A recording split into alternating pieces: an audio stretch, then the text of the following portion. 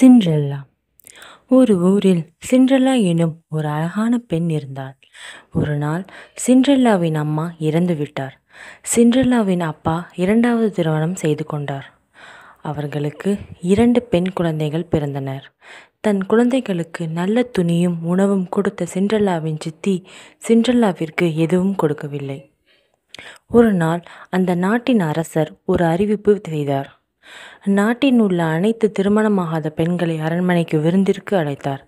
விருந்திற்கு வந்த பெண்களில் இளவரசருக்கு பிடித்த பெண்ணை இளவரசருக்கு திருமணம் செய்து வைக்கப்படும் என அறிவிக்கப்பட்டது. இதை அறிந்த சிண்ட்ரெல்லாவின் சித்தி தன் 2 மகள்களை அரண்மனைக்கு அழைத்து சென்றார். வீட்டில் இருந்த சிண்ட்ரெல்லாவின் முன் ஒரு தேவதை தோன்றி ஒரு மந்திர செருப்பை கொடுத்தார். அந்த செருப்பை அணிந்த சிண்ட்ரெல்லா ஒரு தேவதை போலவே மாறினாள். அரண்மனைக்கு செல்ல ஒரு சேரட் வண்டியும் தோன்றியது.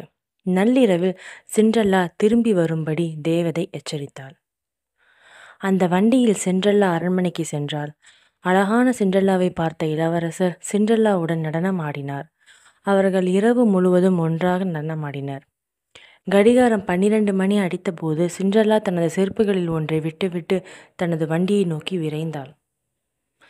இளவரசர் அந்த செருப்பை எடுத்து வைத்துக்கொண்டு சிண்ட்ரெல்லாவை தேடினார். இளவரசர் காவலர்களுக்கு ஒரு கட்டளை அளித்தார். நாட்டில் அனைத்து பெண்களையும் அந்த செருப்பை அணிந்து அது யாருக்கு சரியாக இருக்கிறதோ அந்த பெண்ணை அரண்மனைக்கு அழைத்து வர கட்டளையிட்டார். காவலர்கள் ஊரில் உள்ள அனைத்து வீட்டிற்கும் சென்று அந்த செருப்பை வைத்து சோதனை செய்தார்கள். சிண்ட்ரெல்லா அந்த செருப்பை அணிந்தவுடன் மீண்டும் அழகாக மாறினாள். இளவரசரும் சிண்ட்ரெல்லாவும் திருமணம் செய்து கொண்டு சந்தோஷமாக வாழ்ந்தனர்.